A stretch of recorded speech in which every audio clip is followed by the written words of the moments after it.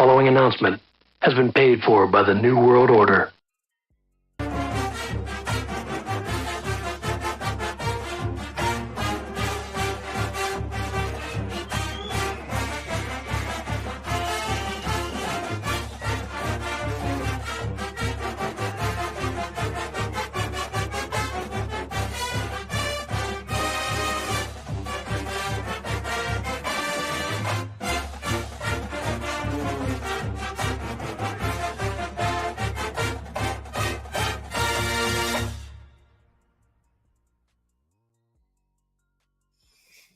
To the Couchcasters podcast. As of this recording, it's actually Monday night, August the 21st.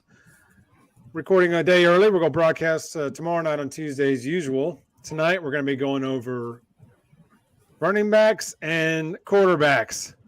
A lot of hot button stuff to talk about tonight with the quarterback room. Couple of updates, though, on previous positions that we've covered. I learned today that Booker has been moved to left guard, and that I guess Dalcourt's in line to start at right guard. I don't know if that's what we're going to see September 2nd. I still think that's Ferguson's job to lose. I do too. I think it's more of a try it and see if it works. You know, I'm sure they've tried a million different setups throughout camp. I'd still put my money on Ferguson starting. I think Dalcourt's a good guy to have to back up. I mean, he's certainly the first guy in if someone gets hurt, but yeah, I don't know. I wouldn't read too much into it right now. I think Booker moving to the left side. I was texting my buddy about this today, and he was telling me this. But Booker's probably going to be permanent, especially if there's a freshman playing left tackle. I'd imagine they want maybe a more experienced lineman, paired next to him rather than two freshmen on the left side. Yeah, although it does weaken the right side just a bit, but if that helps the left tackle grow along better, then I'm okay with that. That's the blind side too. So, that's I guess that's good. Although if it means Dalcourt starting at right guard, that's not so much. If that's the case, then we're in trouble. Yeah. Well, I'm with you, Fonzie. I think he's depth. I think the long-term look for him is, a depth guy. Because they're going to get banged up. There's going to be little injuries here and there. I kind of like him, to be honest. I think he's a decent run blocker. He was a mess as a center. That's my thing. As center, he was terrible. I really think he could come in as a guard and at least be solid.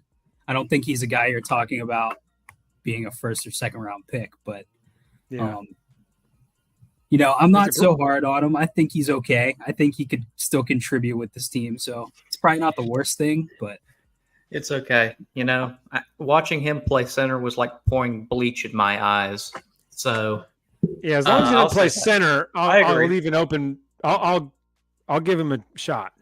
I mean, based on the if he's playing center, based on what you said, Fonzie, he's a good guy to have, and plus the experience he brings back too. He's been there, so I think that's a very important key factor in that too. So, if we're going to be so run dominant this year, it'd be great to have a guy who's pretty good at run blocking if that's the case. So, I mean, this may be good. He might be a fantastic guard. It's way different than playing center. Way different. So, as dog crap as he was at center, he might be a really good guard. It's happened before. Center's hard to play. I mean, not everybody can play center. I was kind of shocked he started last year because McLaughlin the year before looked pretty good. Yeah. In limited time, and I mean, he looked much better than Dalcourt last year. At the end of the season. So I'm glad he's kind of holding that down. I think it's his job to lose. I don't think Dalcourt's going back, but I don't know. It's hard to tell right now until the season really starts. I think we'll get a much better idea after, Middle Tennessee, kind of where everything stands. But Tim Keenan on the defensive line's a name I heard too that's been making moves. Well, Saban would never agree or admit this, but this Middle Tennessee is basically like the week 0 game, like the one game preseason where I think we'll see all 3 quarterbacks. I think we'll see a number of offensive line, combos.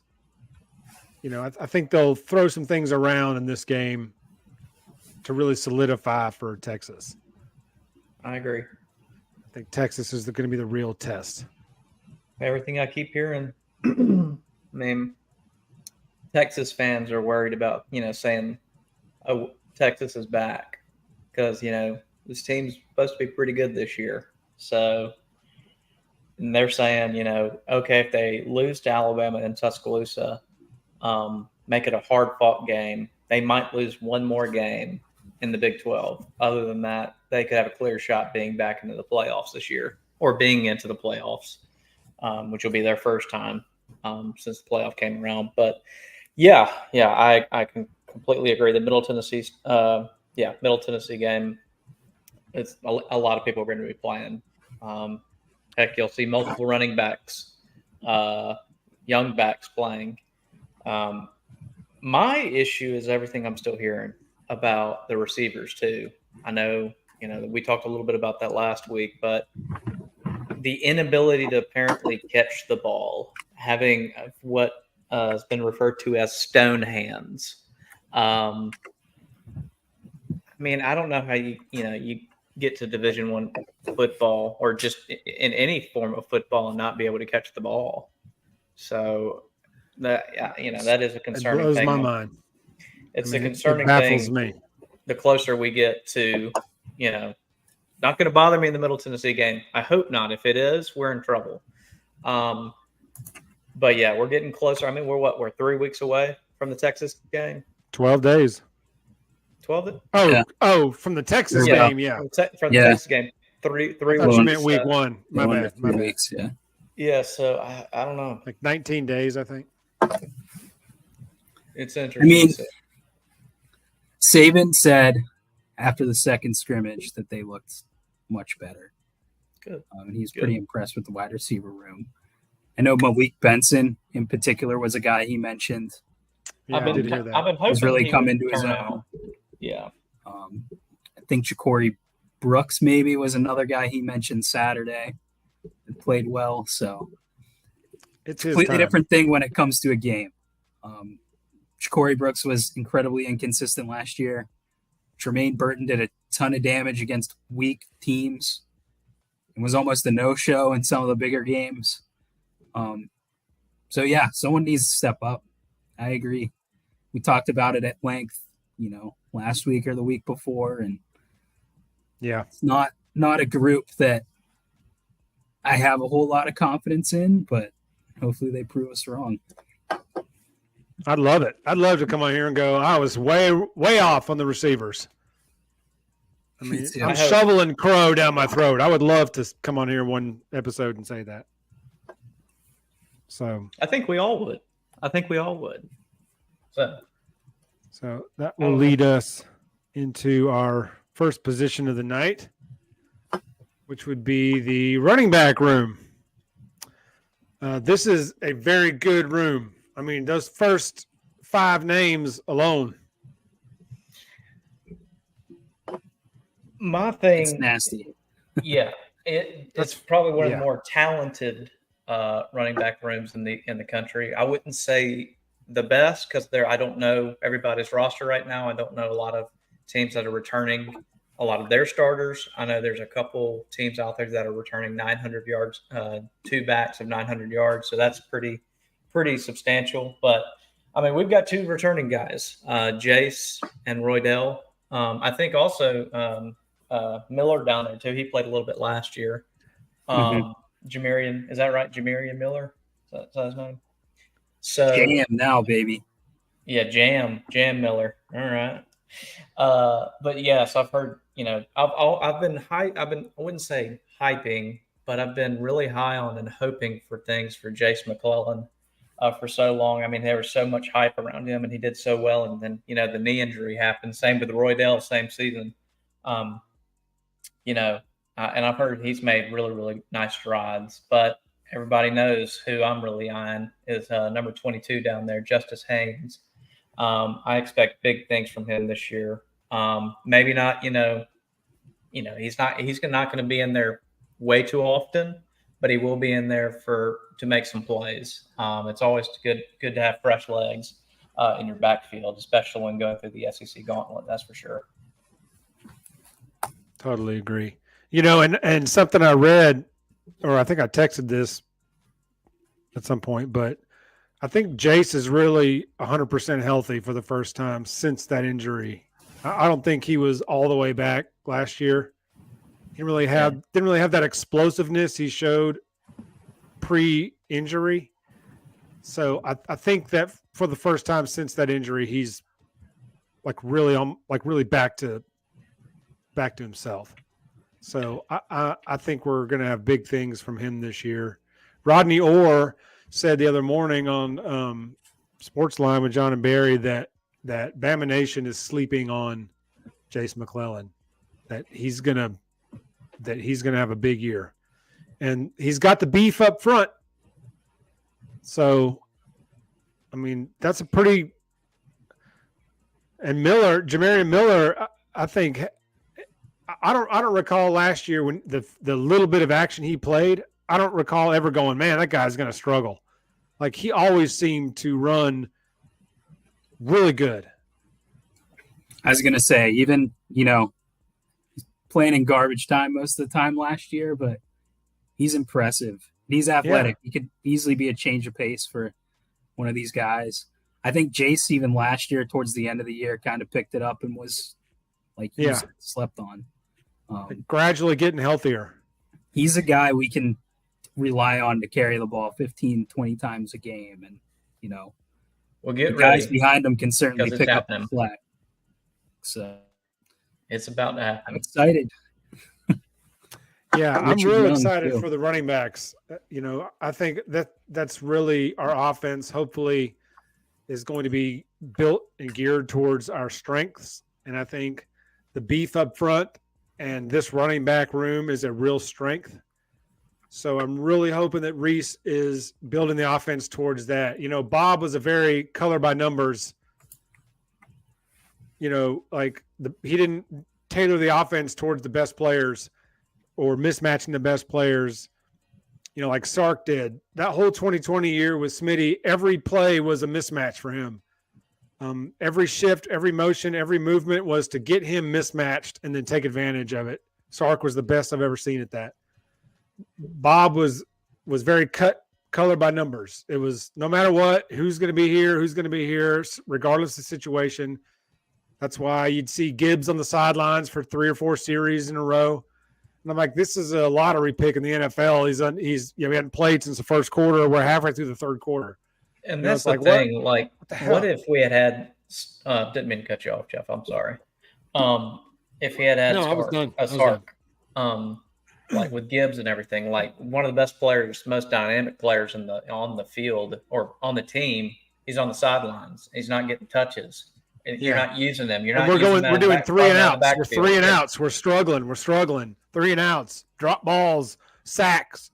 When the offense is struggling, Gibbs is over there on the sideline. Yeah. I'm like, what are we doing here? But I didn't get that feeling from Bob, but I really hope that Reese is developing the offense built around our strength, which I think is going to be physical, running the football. I agree. And I think it'll be a little mix in there too. It won't be, obviously like I say this laughing, like a Tua or a Jalen or a Mac offense. I would say it's going to be closer to the Mac Jones offense of having some play action passes in there. Now, obviously he wasn't a scrambler. We have some scramblers here, so we might see some RPOs, some options there. But yeah, we're going to go basically back to the bread and butter with a little bit of new flavor to it, is what I would say. I Play like action the Back pass to the RPO. Future. Yeah, Hey, a it's little one old is school style. it's won us a With the lot Ranger of flag. games over many years, and If I'm not mistaken, Richard Young was pretty highly touted coming out of high that school, was wasn't he? was he Mhm. was he a 4 or a 5? I remember he was high. Yes, he was in the same obviously as Justice was, but I want to say he was like the third or fourth He was best running back in the country. a high 4. Yeah, at least 24/7 had him as a high 4. I don't recall where he was ranked amongst the running backs, but I'm almost positive he was top 10. Um, from what I understand, he's a little behind because he's a summer enrollee. That's right. So this year, I don't know how much we'll really see of him.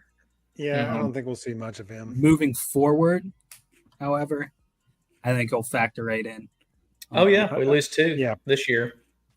I'm with you there. A nice compliment. But I mean, look at this. I mean, look at this room though. Saying, "Hey, you're probably not going to play much this year ahead of Jace, Roydell, Jamarian, or Justice." You know, it's not like. I mean, it's not like saying you can't play if you're behind those, 4. And That's not a bad 4 names to be behind. If you're going to be behind somebody. Here's a question. Let's say they're both seniors, obviously, Jace and Roydell. Do they have any eligibility left after this year? COVID years, I'm sure. Yeah. Do they have the COVID year? They were in school in 2020, so I would assume so. So one of them is going to have a better year than the other. I don't know. Obviously, we don't know which one it is, but one of them might come back, barring any injury. That's a good point. I didn't Wouldn't think it be about that. really great this year to see Jason Roydell just both eat like Yes, a 2-headed monster and then hit him with some speed like we did with Ingram in 2008, even though we didn't win a chip in 08 when Ingram was a freshman, but that was Glenn Coffey. Everybody sleeps on how good a year he had in 08. He was a beast in 08. And Ingram spelling him and getting hits late. I really like that. I really like that formula. I would love for Jason Roydell to, just be that 2-headed monster, which would allow us to incorporate Haynes and Miller and, not have to rely on them so much in clutch situations being young players. And ideally, the 2 senior running backs will have good years. I really hope they're in position to have really good years. But yeah, I mean, they're about the same. 5'11", 212 for Jace, 5'10", 214 for Roydell. I mean, they're almost interchangeable. So if those 2 were to graduate, both leave, your middle right there, 22, 25, 26 will be your backs for next year. And that's not including that's your 3-header. The recruits that are coming in for the 2024 year. So, yeah, I'm okay with going back to the old style of stacking our running back room up and getting some nastiness back. I'm excited, very, very excited, very, very, very high on this group. So I'm hoping I don't eat crow on that one. So no, I think this is going to be a strength of the team, and I think that'll be showcased in the play calling and in the philosophy. I think that they're going to use that to open up some things over the top, maybe. Get some space for the tight ends. Yeah, because I think a lot of people kind of think we're just going back to the old days, and that's just not the case. I mean, this offense is still going to be a spread offense. There's going to be a lot of different wrinkles than what we saw the past couple of years. Most of them probably for the better. But, we're going to crutch on the running game a lot more, I think, for the exact reason you said. I think ultimately we're going to be looking for a ton of big plays over the top.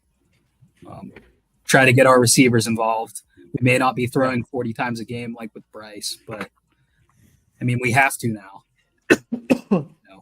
Georgia 2 years ago in the SEC championship, we showed, doesn't matter how good your defense necessarily is anymore. If the team take the top off you, you're going to have a very, very hard time. Yeah.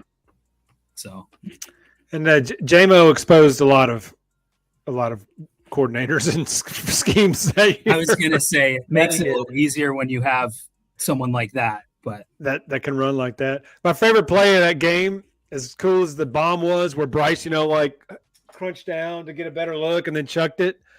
But that first touchdown JMO had where he hit him on that slant, and he just took off and left about 4 people in the dust for about 60 yards or whatever for our first touchdown. And because I think we were down 10-0 at that point, and he hit JMO in that slot, and JMO just gone. I don't think we looked back after that. We started just putting up numbers. Yeah, that got us back in the game, and Georgia knew they were in trouble with that guy. And they knew that in the championship game. They knew they were in trouble with him until he got hurt, and then everything changed in that. But I think they knew they were in trouble with Jamie. That was the year Bryce won it, but he put up like 4,500 yards in passing. Isn't that right? Yeah, that was 21. Yeah, that was 21. What? That is insane. It was 4,000 something yards. I mean, he was insane, and about half that last year. A little over half of that last year. He had 3 last year, I thought. Yeah, but he went from like 45 to like 31 or 32. Well, hey, I'm going to blame that a lot on the lack of production from the wide receiver group. Yeah, I think that had a lot of factors factored into that. Him missing a game, him missing a couple of games or whatever he missed because he just wouldn't fall down and live to play the next play against Arkansas. I think he would have, if he hadn't gotten hurt, he'd put up maybe 3,500. I know, as you said, he was probably 31 and 32 and some change. Somewhere around there. How many games did he miss last year? 2? 2. Yeah, 2. He had like 3,300 yards, though. And another thing, he played the national championship. Yeah. So we didn't have an SEC championship. We didn't have the 2 playoff games. Yeah, he just played one bowl game. Too. I guess he only really missed 1 game. So we only played 13. Because he missed half the rest of the Arkansas game, and then he missed A&M, right? And then he was back for Tennessee. Isn't that how it went? Mm-hmm. But he wasn't 100%. He threw. You could tell that. Yeah, you could tell he wasn't 100% when he got back in there, though. Mm-hmm. So, well, that's a great transition into this lovely list. Ooh. We've been waiting a couple weeks for this one, haven't we? So, let's just get it out there. Milroe is going to start Saturday. I mean, he's not confirmed that, but let's be honest with ourselves. Milroe's going to take the first snaps. He may not finish. Who knows going forward, but for the game, September 2nd against Middle Tennessee State at 6:30, Bryant-Denny Stadium, Milroe, I think, will be QB1 when we line up for the first series. I think Buckner is going to play. I think Simpson's going to play. I don't know about Lonergan. I don't know if they're going to burn his red shirt, even though he's probably got the best arm talent of the group. Yeah, I don't know. I mean, they did change the red shirt rules a few years ago. I think you can play 4 games. Okay. So that certainly helps, even with Holstein too.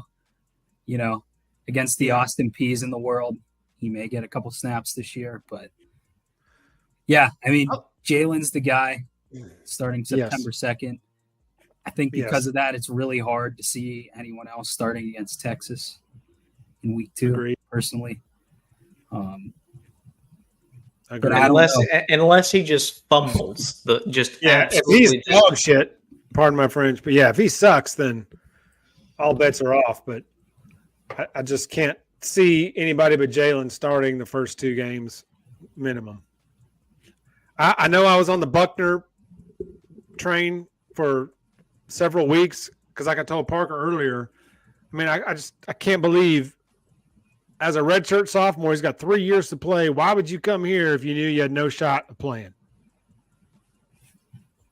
I mean, I just couldn't figure out why he came here. So that's why I was like, it's because he was going to start or he was going to have the inside track to be the guy. But we've been a spring and a fall camp and nobody's separating. You know, I'm disappointed that Ty Simpson has been here a year, a summer, a spring, a fall, and can't separate. So that's disappointing. I had high hopes for Ty this year. I thought he was going to be the guy, but I mean, credit to Milroe. He hadn't lost the gig. If anything, he's solidified it. Or the lack of any real threat behind him has helped solidify it as well. But maybe he's getting better throwing the ball. I was just going to say, issue with him. I think just this whole thing. I mean, Nick Saban's who he is. He's not going to reveal much. He's not going to talk a whole lot. True. He's not going to give you many crumbs either. Like you're not going to know until they hit the field. But I think, I don't think there's out of the 3 guys that have kind of been rumored to start. I think Milroe and Simpson probably have had both solid camps, very solid camps, just from the way he's talking. I think Milroe probably has separated himself a little bit. I don't think Nick Saban really just gives anyone the job, Oh, he was the starter last year. He was backing up Bryce last year. Like, let's just keep it rolling. I don't think that's the case. So I think we should look forward to Milroe. I think he's probably gotten a lot better. And, we'll see. Game situations are different, but I'm excited for him. Yeah. I mean, my only issue with him was that I didn't think he could throw the ball well enough, consistently enough. I kept flashing back to the second half of the Clemson game that we lost in the championship game where we could not complete a freaking pass in the second half, where we went 3 and out like 6 straight possessions or whatever that ridiculous number was until the very end when Jalen scrambled that touchdown in, and then Clemson went, 99 yards and won the game. But we could have won that game about 5 or 6 different times and could not complete a ball. Jalen rolling right to the, running right and chucking it or running out of bounds. It was just, we could not complete a pass, and then Garrick Dieter dropped the only one that would have sealed the game. Bastard. Only there for one reason, and he muffed it, but whatever. So I just did not want to go back to that where Saban has no choice but to yank him at halftime of a game you have to win because you can't throw. That was my biggest fear with Milroe, was that he wasn't consistent enough throwing the football. But maybe he's gotten better at that. Maybe, to his credit, maybe he's been in the lab and has really improved because his legs are a threat regardless. So, well, more power to him. If he can throw well enough, go ahead, Parker. I'm glad you brought that. I'm glad you brought that up because I don't know if y'all saw the ad that was maybe came out a month ago with him in it. And he was, it's him hitting the goalpost from all these different angles or from all these different yard, I think it was from the 20, then from the 40, then from the 60, then from the 80 or however much. And he was hitting it. And I was like, yeah, oops, sorry about that. Yeah, that's great. You've got a rocket on your arm, but can you hit a moving target that far? Can you judge how far you need to lead the receiver or is it going to be a line drive pass? There's a lot of factors. It's not just about how far you can throw the dang ball. Like the thing about Anthony Richardson, throwing it off his knee. I was like, I guess that's cool, but I'm like, what purpose does that serve? You got a strong arm. I get it, but that's the Jamarcus Russell thing. Can you do the simple things? Can you complete the simple task and not force a turnover and not force a mistake? Yeah. So, yeah, it's going to be interesting. Let me ask you guys this. I don't know anything about Tommy Rees's offense in Notre Dame. I haven't studied it. I haven't read about it. I hadn't watched any YouTube clips of Notre Dame last year. Are we going to be primarily shotgun based again, or do you think we'll see some more under center under Reese? I think it's primarily going to be shotgun, especially with, I don't know if Ty Simpson really played under center in high school. A lot of guys don't anymore. I'd say I don't think many do anymore, honestly. So, that's a challenge in and of itself. He's a big motion guy and a big RPO guy. That's why I think he's probably not really an under center guy. I haven't deep dove. I haven't watched them a whole lot. I watched South Carolina and Notre Dame last year, and Buckner was not great. I didn't think their play call, like nothing stuck out in their play calling that I thought was atrocious, though. Atrocious. It's just. But yeah, I think it'll be a shotgun offense. Pretty typical for college. Spread influence, mix in some RPOs, move the tight ends around, all that good stuff. But Milroe could rock an RPO-based offense, I believe. I mean, that guy is a home run threat if he turns the corner. But, at some point, I mean, even if we're winning games, piling up 400 yards rushing every week, at some point in a playoff game or something, you're going to have to throw the ball. You're going to have to make a throw. You're going to have to complete a throw in a big spot to move the chains or something. And see, I'm glad you said that. And I was listening to ESPN 84, which is the college football, college sports station for them. And you have to be, as you said, to your point, you got to be able to pass the ball. The days of the 9-6 LSU game from 2011, those days are over. You're not going to, if that's how you want to battle it out, you're not going to win many football games. You're going to lose a good bit nowadays because there's offenses out there that can put up 35, 40 points in 3 quarters. We've seen it. So I guess at the end of the day is, got to be able to complete the passes and got to be able to move the football. I think Milroe took a fall for a lot of those things, though, due to his situation.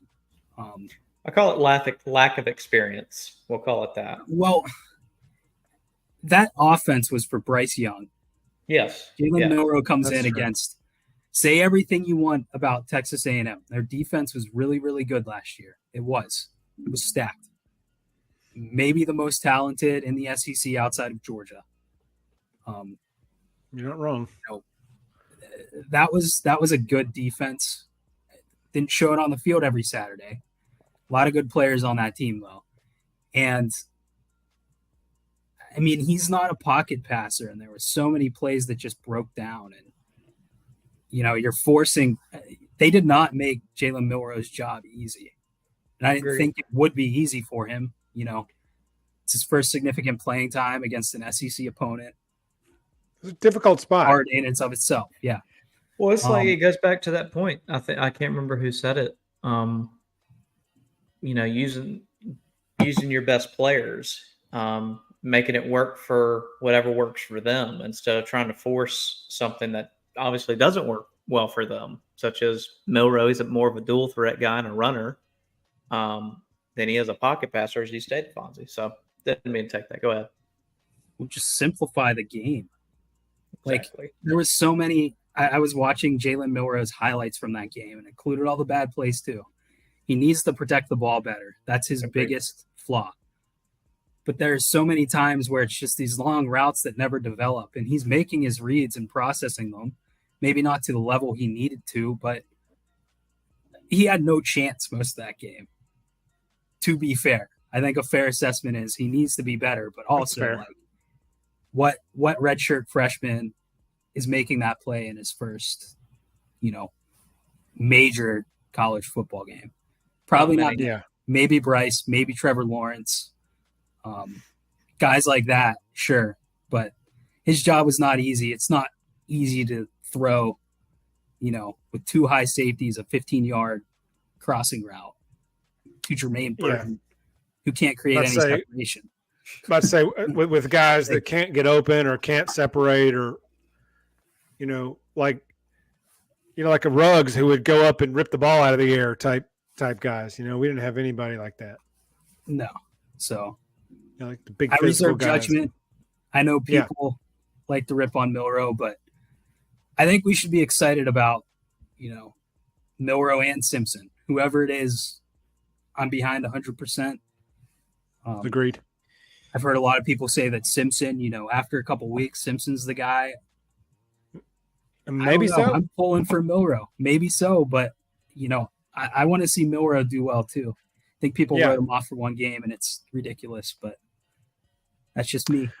Well, I think that, and I think the fact that, there hasn't been glowing reports out of camp about the elite level of quarterback play. Mm-hmm. I think, like you said, I think me included, I'm guilty of this too, had a bad feeling after, some of the mistakes he made in that game and the inconsistency he had throwing, and then getting in camp and, no one really separating, I think has a lot of people worried too. Like, why can't any of these guys separate? Are they all that good? Or is it the old phrase that if you got four quarterbacks, you got none? Is that coming into play here? But I'm with you. I mean, Milroe's got a high ceiling, and if he figures out how to play the position, like really play it, and the offense is built towards his strengths and the team's strengths, you're right, Fonzie. He might go off this year. Maybe he doesn't have to make that many difficult throws like Bryce had to do. That's the most important thing for him, for any of these guys, really. I think any quarterback that takes over this job needs to, come in and have control, but they need to be able to water it down a little bit, not to the point where it's predictable. Just give these guys some control, make it easy for them. Like, get some guys open.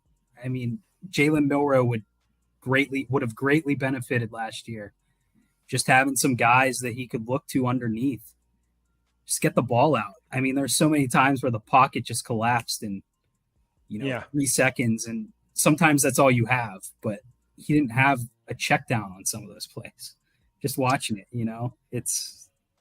Well, I think the tight ends are really going to come into factor this year as well, especially for a first time. Whoever the guy is going to be a first time starter.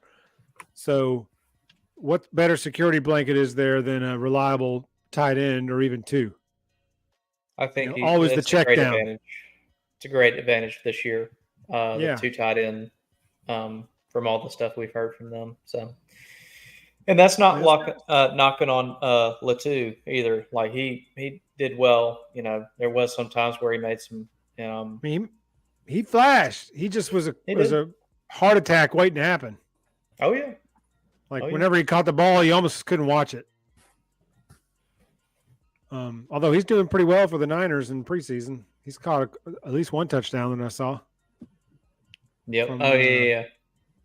From Trey Lance. That's right. He's with the 49ers. Yep. Yeah. I don't know if he got drafted or not, but I know he's with the 49ers. He did get drafted. About to say he did get drafted. Yeah. Third round. That's actually really good. He's kind of underrated to Alabama, I feel. He's not flashy at all. Well, and Bob's not a big tight end guy. Mm-hmm. I think he's pretty reliable though. All things considered.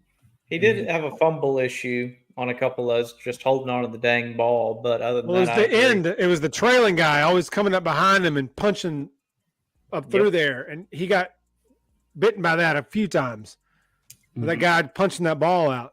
There's a quick fix to that. You know what it's called? 2 hands on the football. Hey, big fella rumbling. He didn't think about that.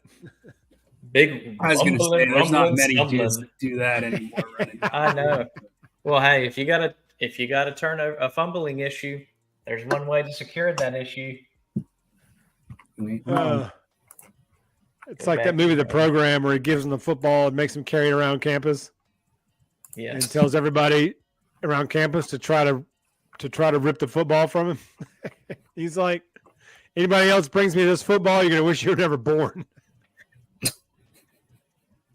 And so all week long, all through class and everything, he's carrying the football, and the other guys on the team are trying to knock it away, trying to strip it from him. Trying to take it back to anybody but him, take it back to the coach. So might need to try that with him. But yeah, back to this. I do think the tight ends are going to be a big factor in terms of just safety blanket, in terms of mismatches, of getting some of those guys in open space, using their physical, their physicality, their height, and then I think and then obviously have the check down to in some fashion to those guys. But I think they're going to be a big factor. Blocking too. Oh yeah, because they got to be able to block, or you can't play. No, yeah. Dupree can block. Knee black. I've heard he's done better as far as blocking goes, but yeah, I think a lot of his value is probably in receiving. Well, that's what I was about to say. Let's hope that his main contribution isn't blocking. Let's hope that he's asked to block when he's asked to, but majority he's running routes, he's decoying, he's making plays over the middle, he's catching first down, passes. Maybe on 3rd and 2 or 3rd and 3, we won't run a 2-yard out. That would help. That's what different team, but that's what made me nuts about Steelers games last year was 3rd and short, and we'd run a route in the route tree that was a yard short, and that's who he'd throw it to every time. It was just like, God, really? Or Deontay would run backwards. Anyway, that's a different. Episode. We could go on and on. But yeah, like that. Nothing infuriates me more last year than us having than Bama having a 3rd and 5 and then running a 4-yard out or a 3-yard slant or a quick something, and they'd be a yard short of the first down, and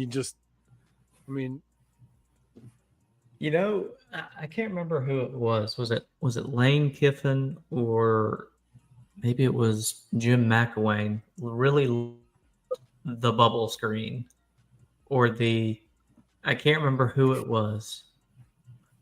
I think it was a both. Didn't Lane run some bubble screens? I was gonna say the bubble screen is like the play in college football.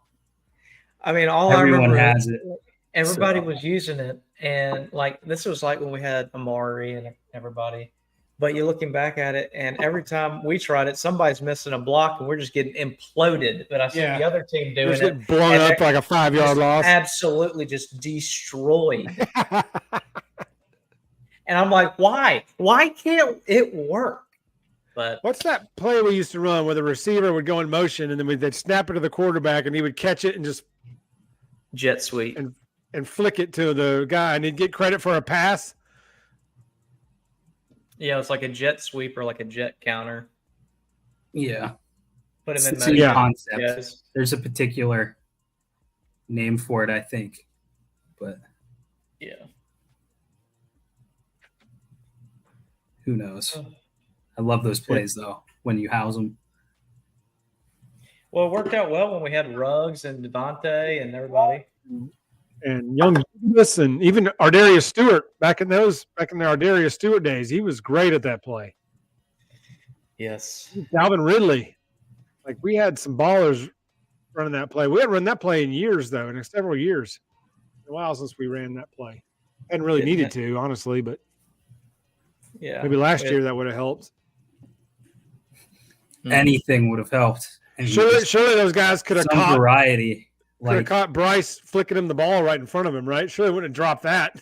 I mean, I don't mean to harp on it, but like the receivers just didn't develop in the same route trees every game. And I don't mean to repeat this too, because I know I've said it probably 10 times, but that's why we're here, baby. Let it fly. Is not a talented route runner necessarily. Like, No. If you're streak. Just make him If you're run a playing streak Kansas to the State, corner. he's amazing. But Yeah. if you're playing anybody with any physicality or anybody with any decent DBs, he's easy to cover. I have to refresh my memory. Kansas State won the Big 12 last year, right? They beat Texas. They didn't beat Texas. I believe they beat TCU. TCU. Yeah, TCU. That's right. I'm sorry. Mm-hmm. And we beat them like a drum, like out of there. Like it wasn't even close. And it shows you, like, yeah, he can compete. Yeah, to your point, he can compete against the Big 12 champs who have no defense and they're just atrocious. But what about the LSUs, the Georgias, the Mississippi States? I mean, I couldn't believe we played that well in that bowl game. That shocked me. I mean, they had, to be fair, Kansas State. Most of the teams play are a little bit of a different animal, but they had a lot of talent on that defense. They had a lot of talent on that team. People kind of expect us to go do that to Kansas State, but that was a really, really good team. In the SEC, they're probably 9-3 or 8-4 last year. I'll say that. But I mean, Julius Brents, I think was his name. They had a defensive end that went in the first round. Julius Brents went in the second. Like they had Julius Brents was a rumored top 15 pick at times. I mean, we should be proud about how we played against them. That I mean, I never would have guessed that. Bama in meaningless Sugar Bowls never ends well. Agreed. And I was terrified about that game. It was early in the afternoon, wasn't it? Like an early in the afternoon game. And I was like, I think it was 11 o'clock. Like nobody's going to give a crap about this game, and they did. But I was terrified that it was going to be another one of those like the Utah game where just nobody cared, and it was the biggest game ever in the history of Utah football ever, and it might have been the 200th biggest game in the history of Alabama football. So it was like we just had nothing left after that Florida game, and Utah just ran us out. And then Oklahoma, kind of same deal, although we were a little more competitive in that game. But I mean, we couldn't stop a nosebleed in that game either. Yeah. But and I was shocked. I said all the way leading up to that Sugar Bowl game, when I was talking to my family, when I was talking to my friends, I was like, there's no way they let Bryce play in this game. Like there's no way he's going to be the number 1 or number 2 pick in the draft. That's $40 million guaranteed. There's no way they let him play. There's no way he's playing. Yeah, he goes there.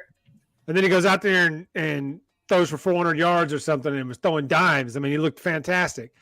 Of course, nobody ever got near him, so it worked out. But I just was like, there's no way he needs to play in that game if he's going to be the number 1 pick. Like there's like 2 quarters, didn't he? It was 2 quarters or 3? I think it was 3. 2.5, 3 maybe. Out there that long? Good Lord. But I mean, I was like, I couldn't believe that he played. But he did. To his credit, he said we're going out like this. I'm not sitting out, not missing the game, and I'll give him credit. But I was shocked. I could not believe he played in that game. Me neither. I mean, the whole time I was going, there's no way I'm playing in that game. If I know $40 million in 2 months, but if I walk out here and some guy hits me on the knee, and now I'm a 6th-round pick or undrafted in camp, I mean, that's generational wealth. You can't risk that. But he was special. He was special. I mean, I don't know if he would, like, if he got hurt, I don't know how far he really would have dropped.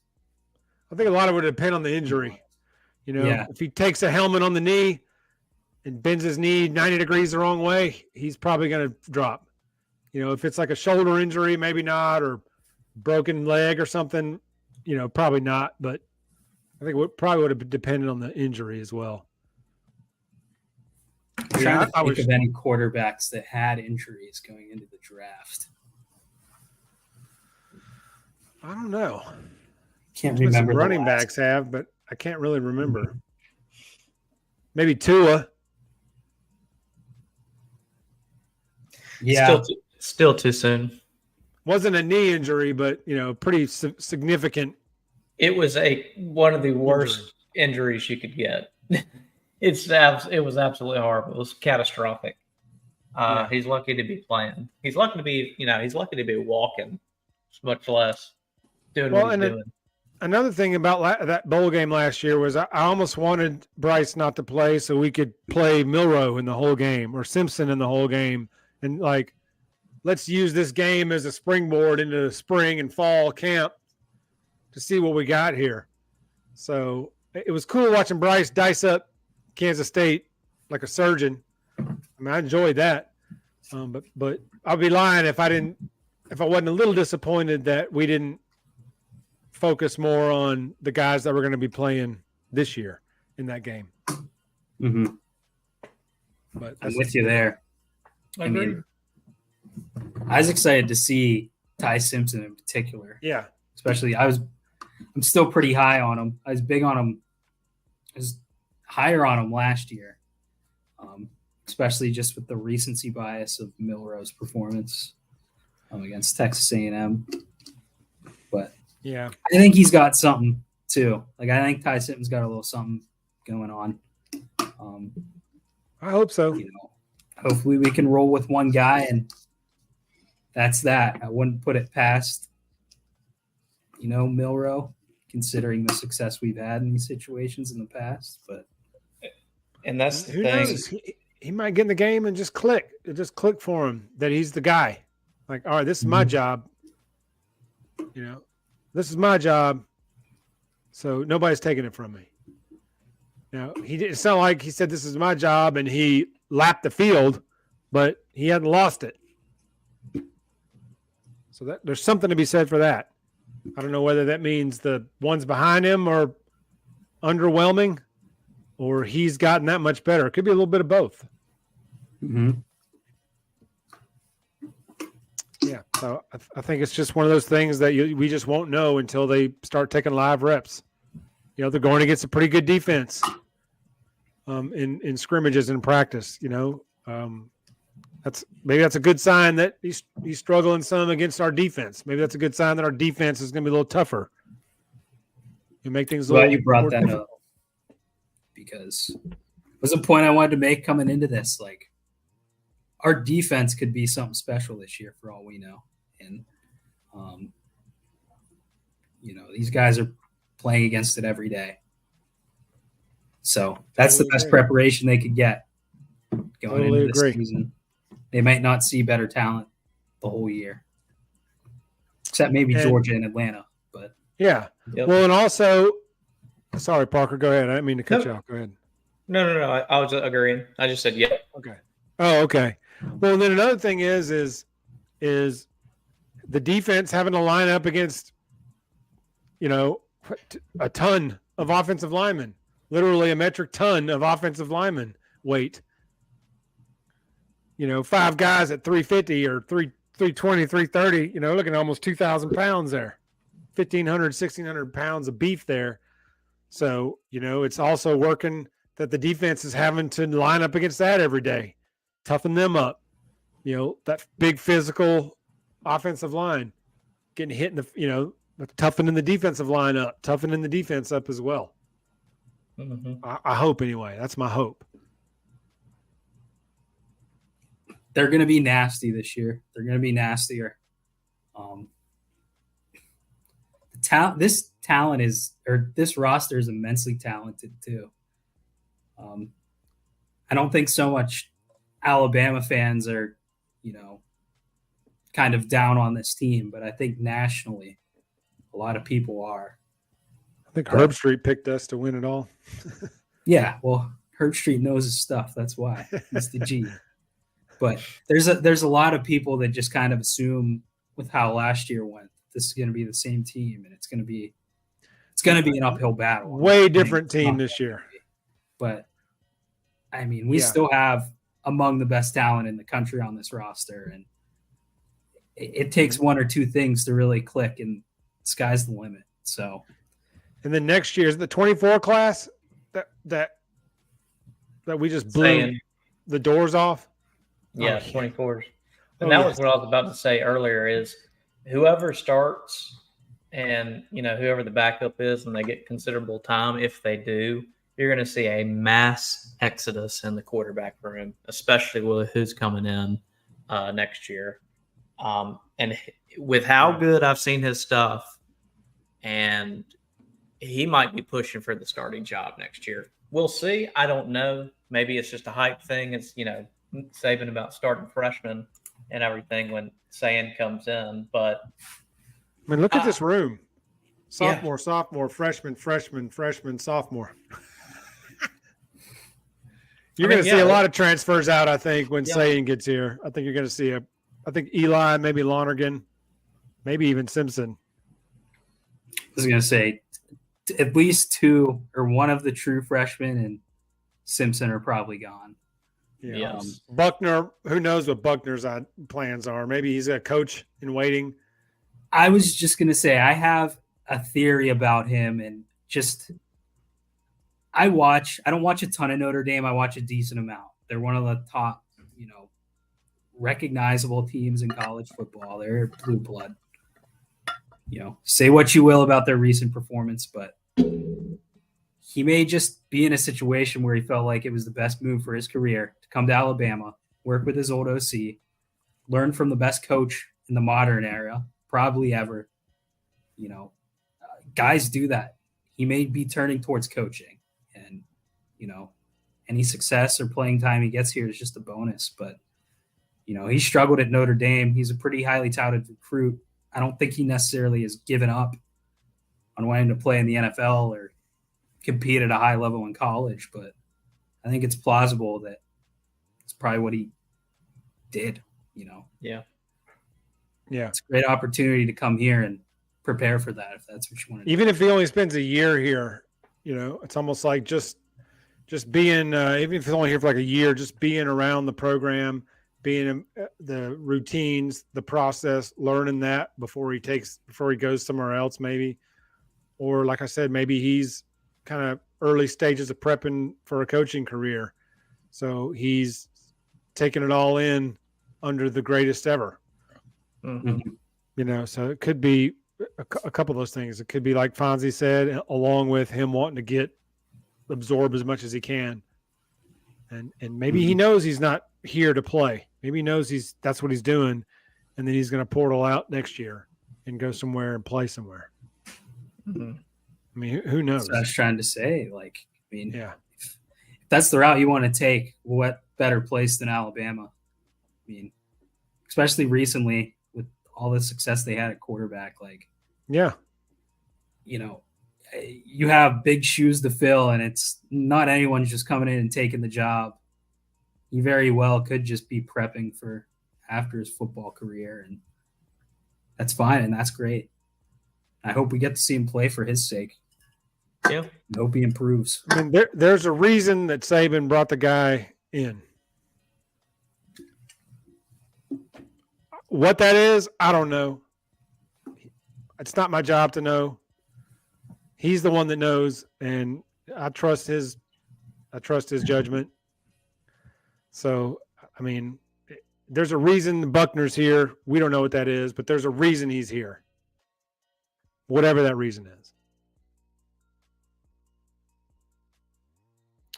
But yeah, so anyway, that's quarterbacks, running backs. I think we got a good room of running backs. Got a unknown room of quarterbacks, really. A lot of things are going to factor into the success of the quarterback scheme, players around him, hands. That could be a big deal. So, there's a lot of factors that go into, playing the quarterback well. It's not, not just the stat sheet, but there are a lot of factors into it. So, like we all said, Milroe's the guy going in. I think it's his job to lose. And if he doesn't lose it because he's playing so well, I'll be the happiest guy in the room. Me too. Yeah, that means good things for us, and that's all I really want. But Another- one last. Well, I'm sorry. No, Gotta go say, ahead. Go ahead. I've been ranting, but The to your both of y'all's points, you hope to see him succeed. You would like to see him, go above and beyond what everybody's saying about him. But if he does start to struggle and you need to make a change, you need to make it quick, because you don't want to get too far down the line, be 6 games in, and then you're like, okay, let's start from scratch. Let's go with somebody else, because then you're just going to have toxicity in the locker room, because you're going to have one who favors this quarterback, one who favors that one. I mean, some of the best teams have had that issue, and that's why they not end up winning it. A lot of different, who they're fans of and who they support. So, yes, let's hope he does well. Let's just say that. Yeah, I mean, he'll have the pieces in place. So if he doesn't, it'll be on him. I mean, I think that they're going to build enough around him. Him being whoever the quarterback is. I don't just mean Milroe, but whoever the QB1 is, let's hope that it's not all on him. I think last year it was all on Bryce. Every bit of it was on Bryce. And I don't want to go back to that. I'd like to have a more balanced attack. that's what Reese is known for. So His offense is balanced. And going back to Buckner, like, this is just kind of another theory I heard. Like, he may have just been told by Nick Saban, like, hey, like, come on down here and work with, our guys, kind of help them learn Tommy Reese a little bit. yeah, I think Buckner and Reese have a very strong relationship. So he may know, like, I'm not coming here to play and just be like helping Jalen, helping Ty, and if we need you, you're the guy. But that could be an invaluable piece, much, really. Mm-hmm. He may have a much bigger role off the field than he really does on the field, and that can make dividends too. I mean, he can close a lot of those gaps. Typically with a new coordinator, it might take a couple weeks into the season to actually start to click a little bit, but he may have nibbed a lot of that in the bud, before he stepped on the field, which is huge. That makes sense. I mean, that could very well be it. Some very kind of under the radar piece there. Somebody already in the room that knows and understands the offense, and can be that coach on the field, so to speak. So, anybody else got anything to add before we call it a night? Leading into our season preview episode that we're going to do next. We're going to kind of preview the league and college football as a whole. We're not just going to break down Bama's schedule. We're actually going to kind of talk about everybody in the league and some of the top teams and kind of what to look for going into this year, any things we're looking for, that kind of stuff. So that'll be our next episode. Hope you guys join us for that. But I don't have anything else to add. Whoever QB1 is, we're riding with him. Remember to like and subscribe. Thank you, Parker. Right on. Thank you for those that are tuning in. If anybody tunes in, appreciate you. Anybody watching this, wherever you come across it. I'm Jeff. This is Parker. Scott Fonzie down below with the Couchcasters podcast. Thanks, everybody, for joining us. Roll Tide. Roll Tide. Roll Tide.